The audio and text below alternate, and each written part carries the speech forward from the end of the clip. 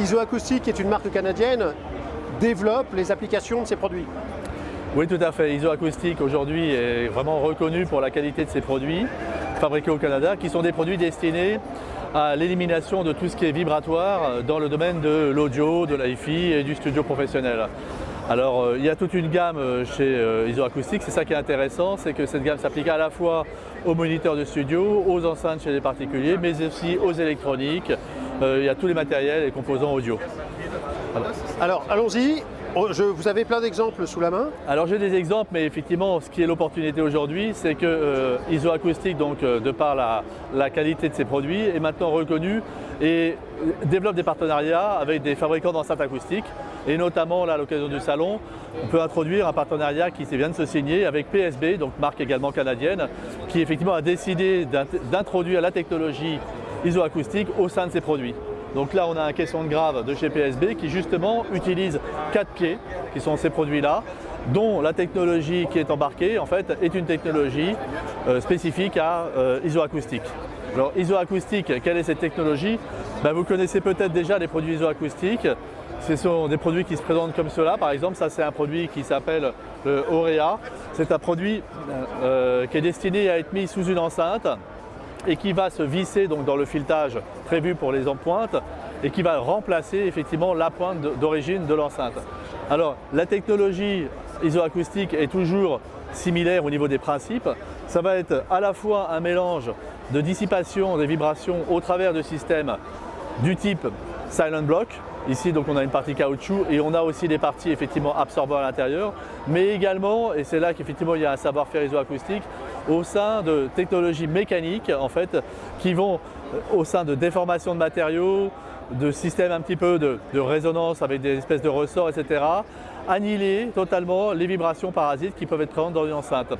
Et ces vibrations, elles sont prises en charge de façon très très fine et notamment de façon effectivement inhomogène, c'est-à-dire qu'un haut-parleur qui va se déplacer d'avant en arrière, comme sur un caisson de grave en fait, eh bien la mécanique à l'intérieur est prévue pour gérer ce déplacement d'avant-arrière, c'est-à-dire que le déplacement de la partie basse ici n'est pas symétrique selon les axes, selon les différents axes. Ici par exemple, les 4 plots qui sont utilisés en dessous sont orientés vers la face avant, qui tient compte en fait de ce déplacement de haut-parleur. Voilà. Alors chez Isoacoustic, comme je vous disais, on a des produits qui sont comme cela, destinés à avoir un filetage qui va rentrer dans l'enceinte pour bien solidariser l'enceinte au dissipateur isoacoustique. Mais on a aussi des produits qui vont avoir les 2 parties absorbantes, c'est des choses qu'on va mettre sous des amplis. Et puis on va aussi avoir des socles en bois pour les matériels électroniques qui vont utiliser la technologie. Alors cette technologie, ce n'est pas du tout quelque chose de fantaisiste, ça repose vraiment sur la technologie. Donc on peut voir sur ce schéma en fait qui est une coupe du modèle Gaia ici présent, un peu les secrets de fabrication des produits isoacoustiques.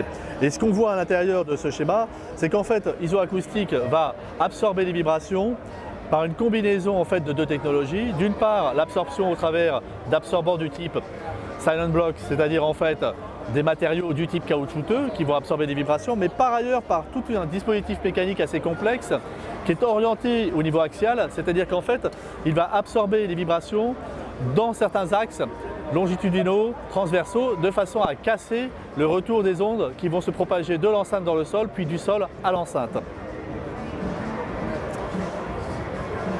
Sur ce second schéma ou illustration, ce qu'on va voir, c'est les résultats d'une expérience qu'a menée Isoacoustic pour montrer effectivement l'impact de son dispositif sur la qualité sonore. Alors qu'est-ce qu'on voit sur cette courbe? En fait, on voit une courbe de réponse, un signal qui a été envoyé dans une enceinte, mais ce qu'on voit ici, en fait, c'est la vibration, le signal audio qui est émis par le baffle de l'enceinte après qu'une onde sonore se soit propagée de l'enceinte au sol, puis remontée dans l'enceinte. La courbe en violet, c'est la courbe que l'on va obtenir lorsque l'enceinte est apposée à même le sol. Et la courbe en vert qu'on observe ici, c'est la courbe que l'on observe lorsque l'enceinte est posée sur les dispositifs acoustiques. Ce que l'on voit, c'est qu'il y a infiniment moins d'énergie qui est émise par l'enceinte une fois que l'on dispose d'enceintes sur ces supports isoacoustiques. Donc en fait, avec une enceinte montée sur des pieds isoacoustiques, on a carrément une suppression de toutes les vibrations parasites audibles émises par l'enceinte.